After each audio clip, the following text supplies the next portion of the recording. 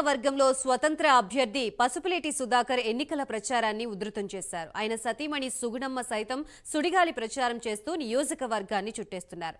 దగదర్తి మండలంలోని పలు గ్రామాల్లో ప్రచారానికి వచ్చిన సుగుణమ్మకు గ్రామస్తులు అపూర్వ స్వాగతం పలికారు. బెదిరింపుల గురించి కార్యకర్తలు చేసిన ఫిర్యాదులపై సుగుణమ్మ తీవ్ర స్థాయిలో స్పందించారు.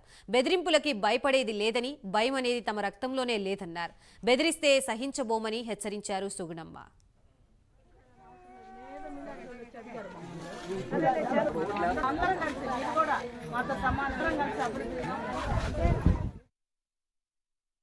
ఆమదాలదిలో ఉన్నాము, రూరల్ మండలం. అదే రోజు చెప్పినట్టు ఈ రోజు కూడా నేను అంతా విలేజ్ అంతా చూసి వచ్చాను.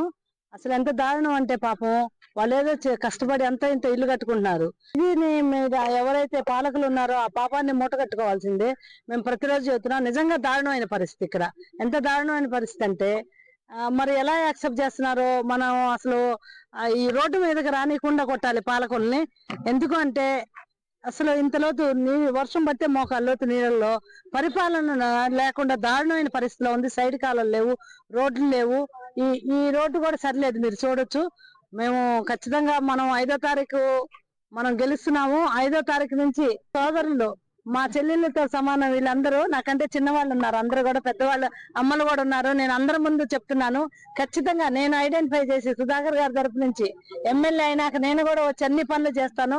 సొంతగా మా సొంత ఊరు ఎలాగో, సొంత అక్క చెల్లెళ్ళు ఎలాగో అలాగే నేను వచ్చి చేస్తానని మీ పెద్దవాళ్ళు కూడా అక్కడ ఉన్నారు. పెద్దవాళ్ళు రాలేక అక్కడ ఉన్నారు. నేనంతా ఒక రౌండ్ చూసి వచ్చాను. అసలు ఖచ్చితంగా రోడ్లు, సైడ్ కాలువలు అవి రెండు ఇబ్బంది ఉంది. వీళ్ళు కాయ కష్టం చేసుకొని బాగానే ఉన్నారు. ఇక్కడ మనం డెవలప్మెంట్ చేస్తే ఈ ఏరియా కావలికి దగ్గరగా ఉంది కాబట్టి మంచి అభివృద్ధి జరిగింది ఇక్కడ.